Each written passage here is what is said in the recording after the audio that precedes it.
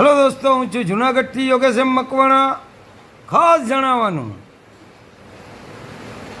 કે જે 1835 Bombay મીટનો silver coin William સાહેબનો બનેલો બોમ્બે મીટનો 1835નો ઈસ્ટ ઇન્ડિયા કંપની ₹1 ₹1 જે કોઈન બનેલો છે તે બહુ કિંમતી છે.